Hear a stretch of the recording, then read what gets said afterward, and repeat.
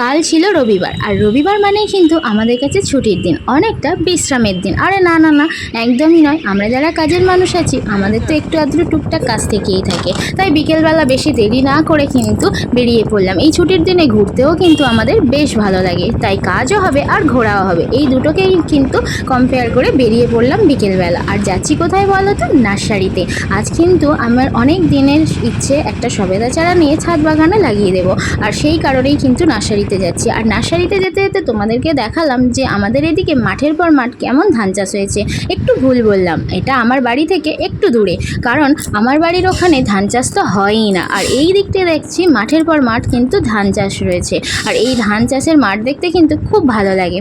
আর এই দেখো, তোমাদের সাথে কথা বলতে বলতে কিন্তু নার্সারির দিকে এগিয়েই চলে এলাম, প্রায় নার্সারির কাছে কিন্তু চলে এলাম। আমরা বেশি দূরে যাব না, কারণ এই সামনে যে নার্সারি এখানেই দেখব যে আমি যে সবেদা চারাটা নেব বলছি সেটা আছে কি না। আর যেতে যেতে দেখো কত গাছ লাগানো আছে, এই গাছগুলোকে কিন্তু আবার নিয়ে যাবে, এরাই বিক্রি করবে। কি মোটা মোটা গুঁড়ি দেখো গাছের।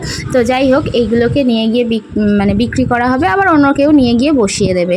আর এই দেখো, আমরা কিন্তু চলে এলাম নার্সারির দিকে। এখানে ফুলের গাছটা কম আছে আর কি, পাতাবাহারের গাছটাই বেশি রয়েছে। আর এই দিকে দেখো, এইগুলো তাল গাছ রয়েছে, খেজুর গাছ আছে, নারকেল গাছ আছে, এই রকম বিভিন্ন পাতা, সুপারি গাছ আছে, এই রকম গাছ কিন্তু ওই দিকে আছে।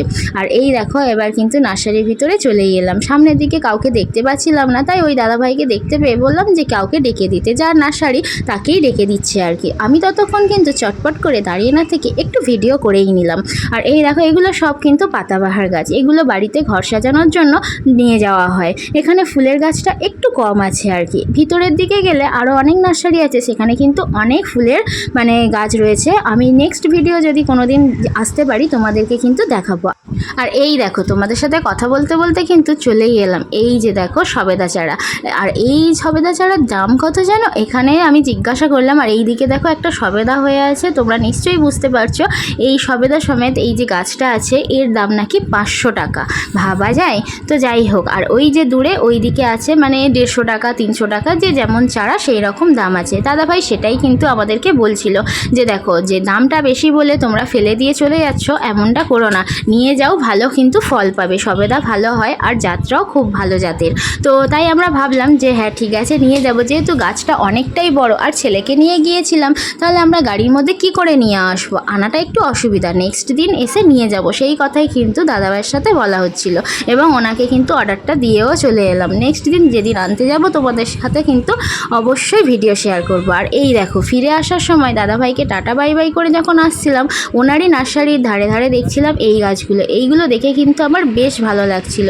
সব বট গাছ, অশ্বত্থ গাছের যে ঝুড়িগুলো হয়, সেগুলোইকে কিভাবে কাটিং করে কত সুন্দরভাবে রাখা আছে দেখেছো? এগুলোই কিন্তু আমার খুব ভালো লাগছে, দেখেও কিন্তু বেশ অন্যরকম লাগছে আর কি। তো যাই হোক, আজকের কিন্তু ভিডিওটা এইটুকুই।